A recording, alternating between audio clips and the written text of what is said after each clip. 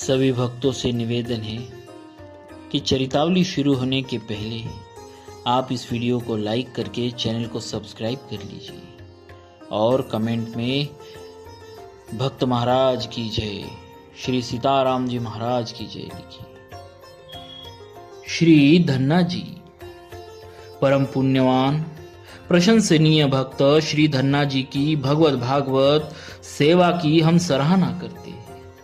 जिनके खेत में बिना बीज बोए ही अंकुर जमा, घर पर वैष्णव के आने पर बोने के लिए रखा हुआ बीज का गेहूं उन्हें खिला दिए और माता पिता के डर से खेत में खाली खाली हल चला दिए, परंतु संत सेवा के प्रताप से बिना बोए भी खेत में गेहूं बढ़िया जमा। अतः पास पड़ोस के किसान इनके खेत की बढ़ाई करते थे। जब श्री धन्ना जी ने जाकर देखा तो साधु सेवा की प्रीति रीति एवं प्रतीति को प्रत्यक्ष पाया। इस बात को सुनकर संसार के लोग आश्चर्य मानते हैं कि बोया कहीं अन्यत्र गया और उपजा कहीं अन्यत्र। श्री धन्ना जी के पावन चरित्र का वर्णन इस प्रकार है। श्री धन्ना जी के बाल्यकाल की घटना है। एक बार एक वैष्णव ब्राह्मण त्रिलोचन जी इनके घर आए। वे श्री ठाकुर सेवा की बड़ी सुंदर विधि से करते थे। वे श्री ठाकुर जी की सेवा बड़ी सुंदर विधि से करते थे। सेवा के समय बालक धन्ना भी वहां आ गया और बोला कि मुझे भी श्री ठाकुर जी की सेवा दीजिए, मेरी भी श्री ठाकुर सेवा में बड़ी प्रीति है। पंडित जी ने एक गोल पत्थर देकर कहा कि खूब प्रेम से सेवा करना। बालक धन्ना ने पत्थर को ही श्री ठाकुर जी समझकर हृदय से लगा लिया और प्रेम पूर्वक भगवान की सेवा करने लगा।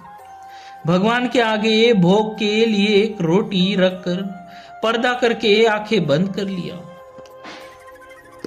थोड़ी देर बाद पर्दा खोलकर देखा तो भगवान ने एक टुकड़ा भी रोटी नहीं खाई थी।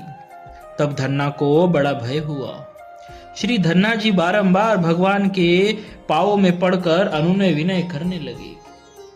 इतने पर भी जब भगवान नहीं पाए तो ये भी अड़ गए कि आप नहीं खाएंगे तो मैं भी नहीं खाऊंगा। फिर भी नहीं पाए तो ये भी उस दिन भूखे प्यासे रह गए। धन्ना जी के हृदय का भाव सच्चा था, अतः प्रभु ने इनके द्वारा अर्पित रोटियां पाई। भगवान को रोटियां बहुत ही प्यारी लगी। श्री धन्ना जी नित्य प्रति जंगल में गाय चराने जाते थे। इनको वही छाक आती तो ये बड़े प्रेम से भगवान को भोग लगाते।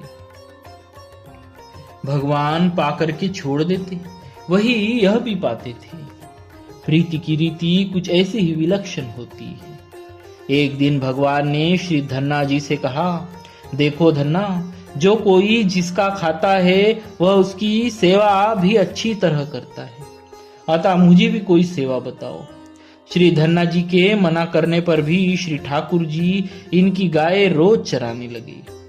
एक वर्ष बाद वे ब्राह्मण फिर इनके यहाँ आए, परंतु घर में सेवा पूजा की प्रीति रीति कहीं खोजने पर भी नहीं पाए। पूछने पर श्री धन्ना जी ने कहा कि भगवान गैया चराने गए हैं। पंडित जी को विश्वास नहीं हो रहा था, कारण कि सेवा पूजा करते करते जन्म बीत गया और आज तक दर्शन नहीं हुआ। फिर पंडित जी की प्रार्थना पर श्री धन्ना जी ने भी उन्हें भी भगवान श्याम सुंदर का दर्शन करा दिया। फिर घर आकर श्री धन्ना जी पर कृपा करके श्री भगवान ने आज्ञा दी कि तुम श्री स्वामी रामानंदाचार्य जी के पास जाओ और उन्हें अपना गुरु बनाओ, अर्थात उनसे विधि पूर्वक मंत्र दीक्षा ले लो। श्री धन्ना जी जाकर श्री स्वामी जी के शिष्य हो गए। शिष्य होने पर भगवान ने उन्हें हृदय से लगा लिया। फिर धन्ना जी घर के सब कामकाज करते हुए भगवत आराधन करते रहे। बोलिए श्री धन्ना जी महाराज की जय, भक्तराज धन्ना जी महाराज की जय, भक्तवत्सल भगवान की जय।